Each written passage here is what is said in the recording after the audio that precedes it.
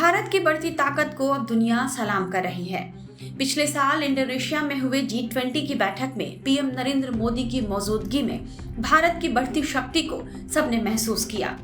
जल्द ही एक और तस्वीर दिखाई देने वाली है, जब दुनिया के ताकतवर देशों के समूह G7 में पीएम नरेंद्र मोदी भी शिरकत करेंगे।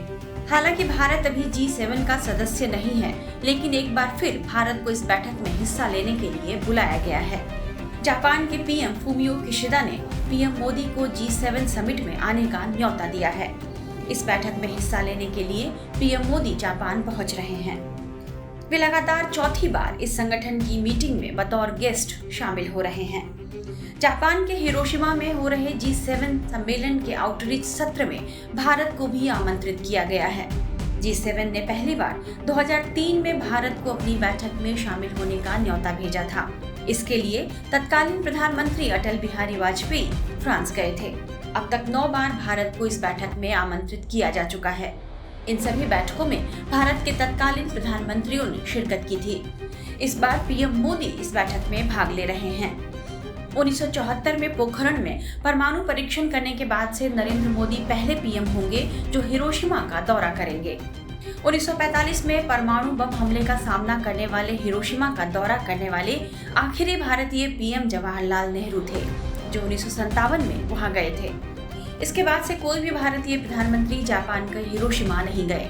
इस लिहाज से भी पीएम मोदी का ये दौरा काफी अहम माना जा रहा है। पीएम मोदी ने कहा, G7 समिट में मेरी मौजूदगी मायने रखती है, क्योंकि इस साल G20 की अध्यक्षता भारत के पास है।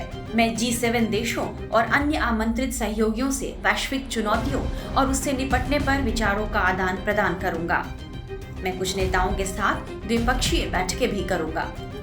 माना जा रहा है कि G7 बैठक में चीन, रूस और उत्तर कोरिया की बढ़ती आक्रामकता, तेल और गैस के दाम, ग्लोबल वार्मिंग जैसे मुद्दों पर गंभीर चर्चा हो सकती है। इस बैठक में हिस्सा लेने के लिए अंतर्राष्ट्रीय नेताओं का हिरोशिमा पहुंचने का सिलसिला शुरू हो गया है। वहीं कुछ अंतर्राष्ट्रीय मीडिया रिपोर्ट्स में यह बताया जा रहा है कि G7 समूह में जल्द ही भारत को भी एंट्री मिल सकती है। जापान में 19-21 मई के बीच होने वाली बैठक के दौरान भी समूह के विस्तार को लेकर चर्चा होने के आसार हैं। G7 देशों में बातचीत चल रही है कि भारत, चीन और ब्राजील जैसी बड़ी अर्थव्यवस्था को भी समूह में शामिल कर इसे G10 या D10 का नाम दे दिया जाए। G7 में फिलहाल Canada, France, Germany, Italy, Japan, Britain और अमेरिका है।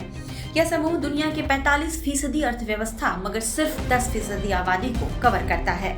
इसलिए भी इसके विस्तार की जरूरत महसूस की जा रही है। जाहिर है G7 में भारत को इस तरह प्राथमिकता दिया जाना दुनिया के मंच पर ये भारत की उभरती हुई मजबूत ताकत को दर्शाता है। वैश्विक मंचों पर भारत की बढ़ती स्वीकार्यता उसे एक अलग मुकाम पर ले जाती है। दुनिया की तेजी से उभरती अर्थव्यवस्था के कारण भारत उम्मीदों के केंद्र में है।